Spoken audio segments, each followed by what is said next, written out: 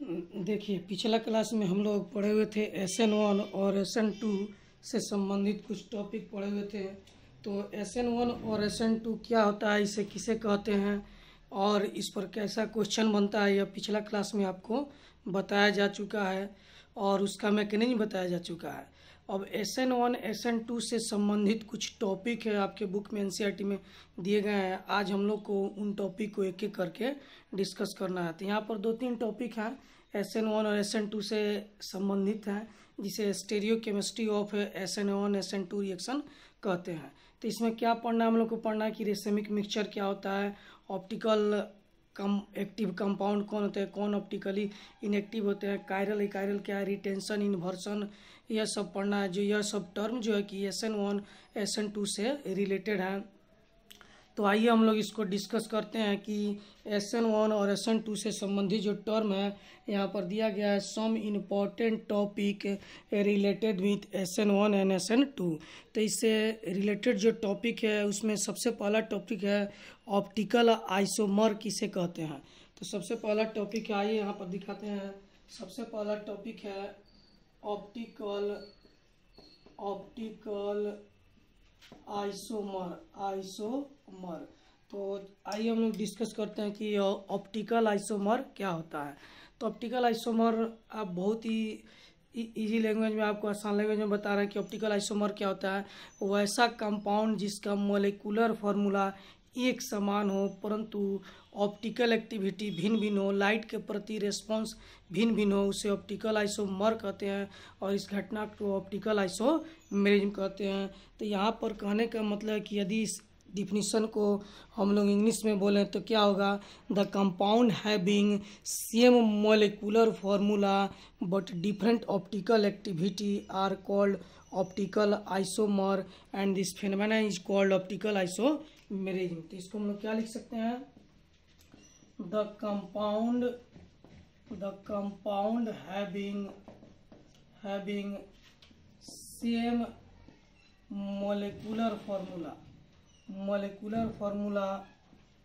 molecular formula but different structural formula but different optical activity। तो वैसा compound जिनका molecular formula एक समान हो और ऑप्टिकल एक्टिविटी भिन्न भिन्न हो, उससे ऑप्टिकल आइसोमर कहते हैं तथा इस घटना को ऑप्टिकल आइसोमेरिज्म कहते हैं। तो हिंदी मीडियम के जो भी विद्यार्थी हैं, अभी हम जो बोले उसको सुन करके अपने से लिख लेंगे। अब यहाँ पर देखते हैं हम लोग कि इसका एग्जाम्पल क्या होगा। तो इसका एग्जाम्पल में आपको C6H12O6L और C6H12O6D, यह दोनों कंपाउंड जो है ग्लूकोज का मोलिकुलर फार्मूला है। तो इन दोनों का मोलिकुलर फार्मूला एक समान है। एल जो फॉर्म ग्लूकोज है उसका भी मोलिकुलर फार्मूला वही है जो डी फॉर्म ग्लूकोज का मोलिकुलर फार्मूला है। तो यहाँ पर एल फॉर्म ग्लूकोज और डी फॉर्म ग्लूकोज दोनों का मोलिकुलर फार्मूला एक समान है, परंतु दोनों का ऑप्टिकल एक्टिविटी यानी प्रकाश के प्रति बिहेवियर भिन्न भिन्न होता है। इसीलिए यह दोनों एक दूसरे के ऑप्टिकल आइसोमर हुए तथा इस घटना को ऑप्टिकल आइसोमेरिज्म कहते हैं। तो सवाल यह है कि यह एल फॉर्म क्या होता है और डी फॉर्म क्या होता है। तो एल फॉर्म जो किस कंपाउंड को कहते हैं, तो वैसा कंपाउंड जो प्लेन पोलराइज लाइट को लेफ्ट साइड में रोटेट कर दे उसे एल फॉर्म, और जो राइट साइड में रोटेट कर देता है उसे डी फॉर्म कहते हैं। तो अब एक सवाल इसमें फिर आपको सामने आ रहा है कि यह प्लेन पोलराइज लाइट क्या होता है। तो यहाँ पर ध्यान से देखेंगे कि यदि कोई निकेल का प्रिज्म हो और निकेल के प्रिज्म से होकर साधारण लाइट को गुजारा जाता है तो उससे बाहर जो लाइट निकलता है उस लाइट को प्लेन पोलराइज लाइट कहा जाता है। यदि इस लाइट को हम लोग किसी कंपाउंड के सामने ले जाते हैं और वह कंपाउंड रोटेट करके लाइट की दिशा को लेफ्ट साइड घुमा देता है तो वह कंपाउंड एल फॉर्म कहलाएगा। और यदि कोई कंपाउंड उस लाइट की दिशा को राइट साइड घुमा देता है तो उस कंपाउंड को क्या कहते हैं, डी फॉर्म कहते हैं। तो आइए अब हम लोग चलते हैं एल फॉर्म और डी फॉर्म को अच्छे से डिस्कस करने और समझने कि एल फॉर्म और डी फॉर्म क्या होता है।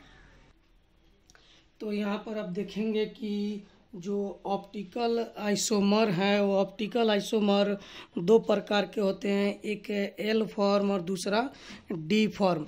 तो एल फॉर्म किसे कहते हैं, तो वो ऐसा कंपाउंड जो प्लेन पोलराइज लाइट को, कौन से लाइट को, प्लेन पोलराइज लाइट को राइट साइड या प्लेन पोलराइज लाइट को यहाँ पर देखिए लेफ्ट साइड घुमा देता है, उसे एल फॉर्म या लीवो रोटेटरी फॉर्म कहते हैं। एल फॉर्म का पूरा नाम क्या है, लीवो रोटेटरी फॉर्म। उसी तरह यहाँ पर आते हैं डी फॉर्म। तो डी फॉर्म किसे कहेंगे, वो ऐसा कंपाउंड जो प्लेन पोलराइज लाइट को राइट साइड घुमा देता है, उसे डी फॉर्म या डेक्स्टो रोटेटरी फॉर्म कहते हैं। तो एल फॉर्म का एग्जांपल यहाँ पर देखिए लिखा है, ग्लूकोज एल और ग्लूकोज एल को हम लोग माइनस से भी इंडिकेट कर सकते हैं। एल फॉर्म को यहाँ पर हम लोग एल फॉर्म को ऐसे भी लिख सकते हैं C6H12O6 और यहाँ पर माइनस, इसको ऐसे भी लिख सकते हैं C6H12O6 और यहाँ पर आपको प्लस। तो यह जो कि एल फॉर्म को माइनस से और आपको यहाँ पर जो डी फॉर्म है, डी फॉर्म को प्लस से भी लिखा जा सकता है। तो आप यहाँ पर देखेंगे कि यह दोनों कंपाउंड आपको बता दिया गया, एल फॉर्म और डी फॉर्म। एल फॉर्म का पूरा नाम क्या है, लीवो रोटेटरी, और डी फॉर्म का पूरा नाम है डेक्स्टो रोटेटरी। तो ऑप्टिकल आइसोमर दो प्रकार के, एल फॉर्म और डी फॉर्म। एल फॉर्म किसे कहेंगे, जो प्लेन पोलराइज लाइट को लेफ्ट साइड घुमा दे उसे एल फॉर्म कहेंगे। तो यहाँ पर ध्यान रखेंगे, प्लेन पोलराइज लाइट को लेफ्ट साइड घुमा देता है। फिर डी फॉर्म किसे कहेंगे, तो जो प्लेन पोलराइज लाइट को राइट साइड घुमा देता है। तो यहाँ पर देखेंगे प्लेन पोलराइज लाइट को किधर घुमा देता है, राइट साइड घुमा देता है, उसे हम लोग डी फॉर्म या डेक्स्टो रोटेटरी फॉर्म कहते हैं। तो इन दोनों कंपाउंड का मोलिकुलर फॉर्मूला देखिए बिल्कुल एक समान है, लेकिन लाइट के प्रति बिहेवियर क्या होगा, भिन्न भिन्न होगा। जैसे ही मान लीजिए यहाँ पर हम लोग कोई लाइट रखे हुए हैं, जैसे कि अभी आपको एक एग्जांपल करके दिखाते हैं। तो देखेंगे यहाँ पर आपको एक छोटा सा एग्जांपल दिखाते हैं। मान लीजिए यह कोई लाइट है, यह कैसा लाइट है, तो अभी इसको मान लीजिए आप, यह प्लेन पोलराइज लाइट है। तो प्लेन पोलराइज लाइट के सामने हम यहाँ पर एक कंपाउंड रख रहे हैं, इसको आप कंपाउंड समझेंगे। तो यदि यह कंपाउंड इस लाइट को लेफ्ट साइड घुमा दे तो यह कंपाउंड कहलाएगा एल फॉर्म और लीवो रोटेटरी।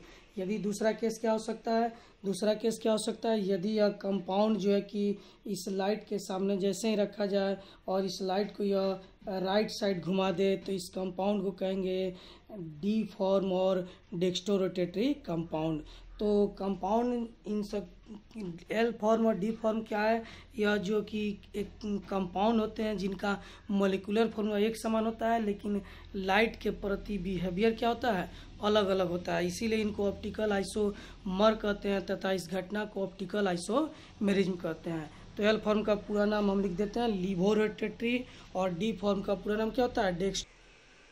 तो देखिए यहाँ पर हम लोग देख चुके हैं कि एल फॉर्म को क्या कहते हैं, एल फॉर्म को कहते हैं लीवो रोटेटरी और डी फॉर्म का पूरा नाम क्या है, डेक्स्टो रोटेटरी। तो एल फॉर्म और डी फॉर्म हम लोग पढ़ चुके हैं। अब अगला टॉपिक हम लोग को पढ़ना है रेसेमिक मिक्सचर।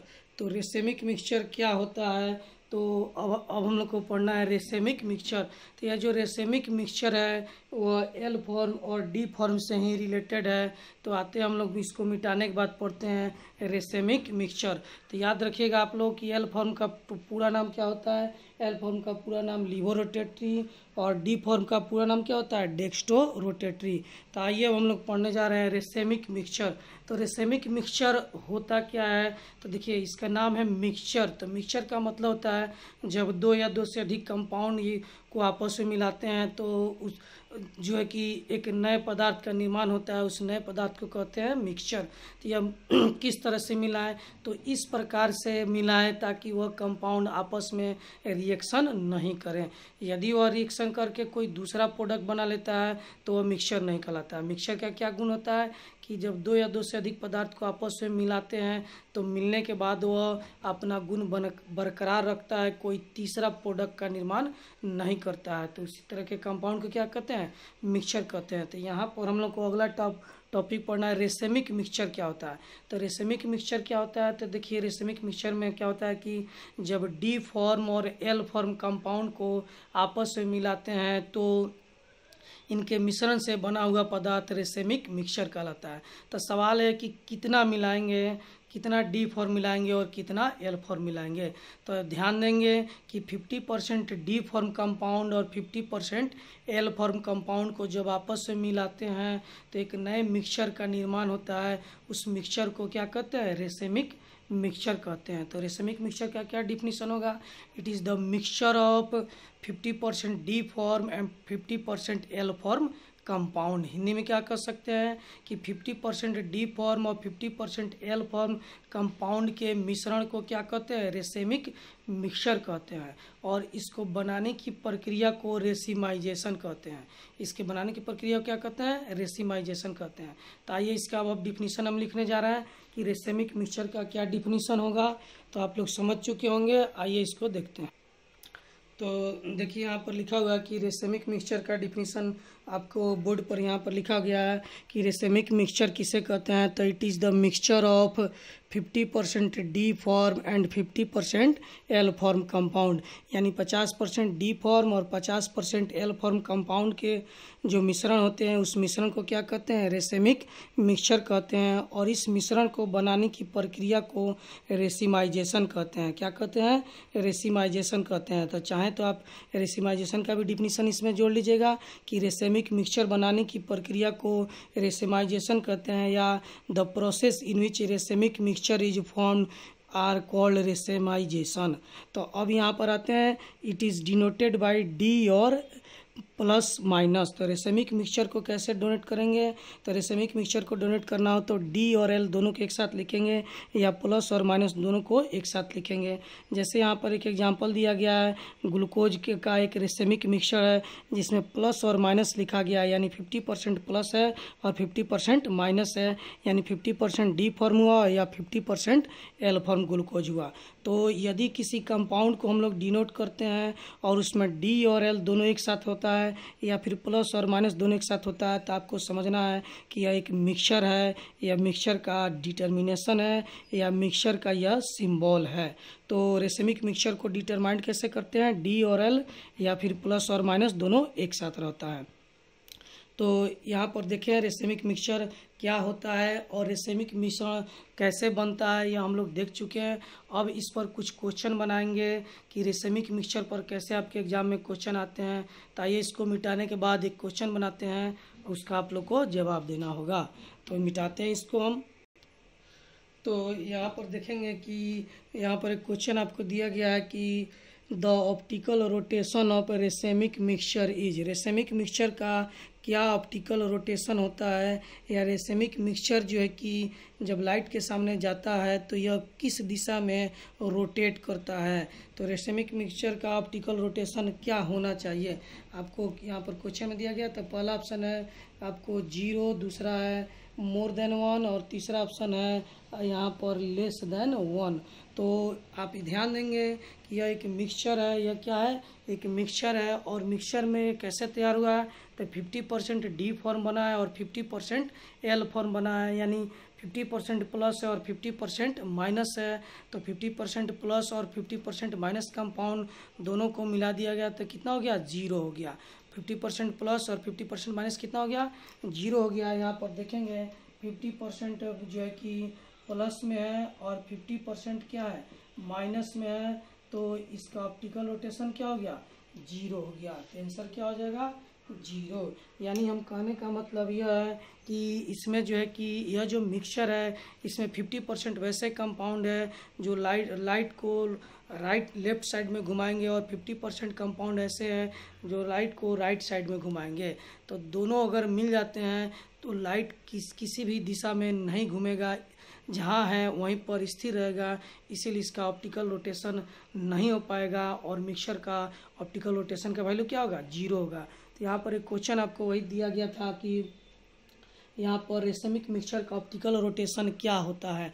तो रेशमिक मिक्सचर का ऑप्टिकल रोटेशन क्या होता है, जीरो होता है। कैसे होता है, क्योंकि इसमें 50% एल फॉर्म कंपाउंड है और 50% डी फॉर्म कंपाउंड है। इस प्लस को हम लोग 50 प्लस को डी फॉर्म कहते हैं और जो कि माइनस को क्या कहते हैं, एल फॉर्म कहते हैं। दोनों को अगर हम लोग मिला दें तो ऑप्टिकल रोटेशन क्या हो जाएगा, जीरो हो जाएगा।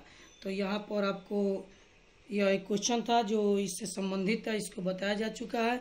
अब हम लोग चलेंगे एक और टॉपिक पढ़ने जो SN1 और SN2 से रिलेटेड है। उस टॉपिक का नाम है कायरल और एकायरल। तो आइए अब हम लोग पढ़ने जा रहे हैं कि कैसे कंपाउंड को कायरल कंपाउंड कहते हैं और कैसे कंपाउंड को एकायरल कहते हैं, यानी कायरल और एकायरल में कैसे अंतर स्पष्ट किया जाता है और या फिर इस पर क्वेश्चन हम लोग कैसे बनाते हैं। अब नया टॉपिक हम लोग पढ़ने जा रहे हैं, डिफरेंस बिटवीन कायरल एंड एकायरल। तो यह भी जो है कि SN1 और SN2 से रिलेटेड टॉपिक है। तो आइए हम लोग पढ़ने चल रहे हैं डिफरेंस बिटवीन कायरल एंड एकायरल। तो आइए यहाँ पर हम लोग देखते हैं कि कायरल और एकायरल में क्या अंतर होता है। तो कायरल किसे कहते हैं, तो ऐसा कंपाउंड जिनका मिरर इमेज डिफरेंट होता है, एक समान नहीं होता है, उससे हम लोग कायरल कंपाउंड कहते हैं। और वैसा कंपाउंड जिनका मिरर इमेज एक समान होता है उसे हम लोग एकायरल कंपाउंड कहते हैं। तो यहाँ पर यह जो है कि लिखा गया है कि हैविंग डिफरेंट मिरर इमेज, यानी इनका मिरर इमेज क्या होता है, भिन्न भिन्न होता है, एक समान नहीं होता है। यहाँ पर लिखा गया कि हैविंग सेम मिरर इमेज। तो एकायरल कौन से कंपाउंड होंगे, जिनका मिरर इमेज क्या होगा, बिल्कुल एक समान होगा। तो हम लोग आते हैं इसमें आगे बढ़ते हैं और देखते हैं। यहाँ पर एक एग्जाम्पल दिए हैं कि यहाँ पर मिरर इमेज बनाया गया है। तो यहाँ पर मिरर इमेज में देखेंगे कि यह जो 4 उंगली है यह एक हाथ का बना हुआ है और इसका जो कि फिगर यह एक अलग हाथ है और इसका जो फिगर बना है मान लीजिए ऐसे बना हुआ है। तो इसमें फिगर जो बनता है, आपको मिरर में जो फिगर बनता है वो लेटरली उल्टा होता है। कहने का मतलब है कि यदि आपको तिल इस साइड है तो ऐनक में अगर देखेंगे तो तिल इधर दिखाई देगा। तो उसी तरह यहाँ पर है, यहाँ पर जो है कि अंगूठा जो है कि इस साइड है इस फिगर में और इसका मिरर इमेज बना है तो अंगूठा किधर चला गया, इस साइड आ गया। तो इन दोनों का मिरर इमेज एक समान नहीं है। तो इसीलिए यह जो है कि एक कायरल के एग्जाम्पल हुए। यहाँ पर आते हैं हम लोग कायरल के एग्जाम्पल में, तो देखेंगे जैसा इसका फिगर है सेम टू सेम इसका फिगर भी वैसा ही है। तो यह दोनों कंपाउंड है या यह दोनों वस्तु है यह एक कायरल कहलाएंगे क्योंकि इनका मिरर इमेज क्या है, बिल्कुल सेम है। अब आते हैं यहाँ पर तीसरा पॉइंट में हम लोग कि यह नॉन सुपर इम्पोजेबल होते हैं। इनका जो मिरर इमेज है वह नॉन सुपर इम्पोजेबल होता है। नॉन सुपर इम्पोजेबल का मतलब हुआ कि एक दूसरे को कंप्लीट रूप से ढक नहीं सकते हैं। जैसे कि यहाँ पर जो मिरर इमेज है इसको उठाकर अगर हम यहाँ पर रखते हैं तो यह उंगली को तो ढक लेगा, लेकिन अंगूठा जो है यह जो है कि फिर ढक नहीं पाएगा। इधर का अंगूठा भी खाली रहेगा और इधर का अंगूठा भी खाली रहेगा, तो यह कंप्लीट रूप से नहीं ढक पाएगा। तो यह इसी तरह के मिरर इमेज को कहते हैं नॉन सुपर इम्पोजेबल इमेज। तो इसको हिंदी में क्या लिख सकते हैं कि इसका मिरर इमेज एक दूसरे पर अध्यारोपित नहीं होता है, यानी एक दूसरे को कंप्लीट रूप से नहीं ढक पाता है। जबकि इसमें आते हैं हम लोग तो यह जो मिरर इमेज है वो एक दूसरे को कंप्लीट रूप से पूर्ण रूप से ढक लेगा। इसके अगर उठा के इसके ऊपर हम लोग रखते हैं तो इसको पूरा कवर यह कर सकता है, लेकिन यहाँ कवर नहीं हो पा रहा है। इसीलिए इसके बारे में लिखा गया है कि यह जो मिरर इमेज है जो है कि सुपर इम्पोजेबल होता है, यानी कि इसका मिरर इमेज एक दूसरे को कंप्लीट रूप से ढक देता है, और इसका मिरर इमेज सुपर इम्पोजेबल नहीं होता है क्योंकि इसका इमेज इसको एक दूसरे से कंप्लीट रूप से नहीं ढक पाएगा। अब आते हैं यहाँ पर कैसे नहीं ढक पाएगा। तो इसको अगर उठा के इसके ऊपर रखें तो आप देखेंगे कि यहाँ पर उंगली तो उंगली को कवर कर लिया है, लेकिन अंगूठा फिर यहाँ पर खाली हो जा रहा है। यहाँ पर कुछ नहीं है जो अंगूठा को फिर ढके। इधर यह भी खाली हो जा रहा है। तो यह क्या कहलाता है? यह कहलाता है non super mirror image, imposable mirror image. अब आते हैं इसमें जो non super imposable mirror image बनाते हैं वह एसाइमेट्रिकल कहलाते हैं। वैसे कंपाउंड क्या कहलाते हैं? एसाइमेट्रिकल कहलाते हैं। और वैसे कंपाउंड जो सुपर इम्पोजेबल मिरर इमेज बनाते हैं वैसे कंपाउंड क्या कहलाते हैं? साइमेट्रिकल कंपाउंड कहलाते हैं। तो यह जो है कि साइमेट्रिकल कंपाउंड हुआ, और यह कैसा कंपाउंड हुआ? एसाइमेट्रिकल कंपाउंड हुआ। अब इसमें कुछ और भी इन दोनों में अंतर है जिसको अभी हम बताते हैं। आगे चलते हैं, इसको मिटाकर इसका कुछ और भी अंतर आपको बताया जा रहा है। तो देखेंगे यहाँ पर आपको बताया गया है कि कायरल जो कंपाउंड होते हैं उसमें अगला अंतर क्या है कि कायरल कंपाउंड में स्टेरियो सेंटर पाया जाता है, और एक कायरल जो कंपाउंड होते हैं उसमें स्टेरियो सेंटर एब्सेंट होता है, स्टेरियो सेंटर नहीं होता है। अब यह स्टेरियो सेंटर किसे कहते हैं, यह स्टेरियो सेंटर क्या होता है, आइए अब इसको हम लोग समझेंगे कि स्टेरियो सेंटर किसे कहते हैं। तो यहाँ पर देखिए यह एक कंपाउंड जो है, इस कंपाउंड में यहाँ पर एक यह सेंटर में कार्बन एटम है और इसका चारों बॉन्ड डिफरेंट है, इधर हाइड्रोजन, इधर क्लोरीन, और इधर आयोडीन और इधर ब्रोमीन।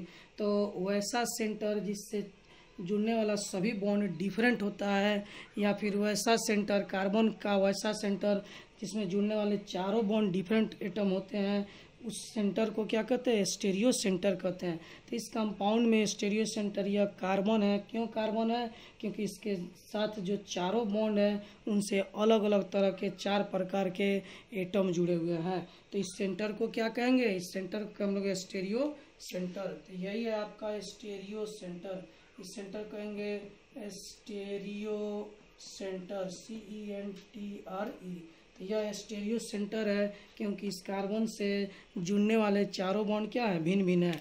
और इसमें स्टेरियो सेंटर एब्सेंट है क्योंकि यहाँ पर जो कार्बन है इस कार्बन से जुड़ने वाला चारों बॉन्ड भिन्न नहीं है, इसमें 3 बॉन्ड एक समान है और चौथा डिफरेंट है। तो स्टेरियो सेंटर कहाँ उत्पन्न होता है? तो वैसा सेंटर जिससे जुड़ने वाले सभी बॉन्ड डिफरेंट हो उस सेंटर को क्या कहते हैं? स्टेरियो सेंटर कहते हैं। तो यदि कार्बन का बात करें हम लोग तो कार्बन 4 बॉन्ड बनाता है, तो यदि इससे जुड़ने वाला चारों बॉन्ड डिफरेंट हो तो स्टेरियो सेंटर कहलाएगा। यदि एक समान हो या चारों बॉन्ड डिफरेंट नहीं हो तो स्टेरियो सेंटर उसमें नहीं पाया जाएगा। और जिस कंपाउंड में स्टेरियो सेंटर होता है उसका मिरर इमेज भी भिन्न होता है, नॉन सुपर इम्पोजेबल होता है, और वही एसाइमेट्रिकल कहलाता है, और वही कंपाउंड कायरल भी कहलाता है। इसका मिरर इमेज यहाँ पर हम लोग बना के दिखाए हुए हैं। तो देखिए इसका जो मिरर इमेज है लिटरली उल्टा है। यहाँ पर यह उल्टा हो गया है, तो जहाँ पर क्लोरीन था वहाँ पर अब ब्रोमीन आ गया, और जहाँ ब्रोमीन था वहाँ पर क्या आ गया? क्लोरीन आ गया। तो इसका मिरर इमेज जो है कि लिटरली इन्वर्टेड है, उल्टा है। तो यह जो है कि डिफरेंट मिरर इमेज है। यह कंपाउंड कंप्लीट रूप से इस कंपाउंड को नहीं ढक सकता है।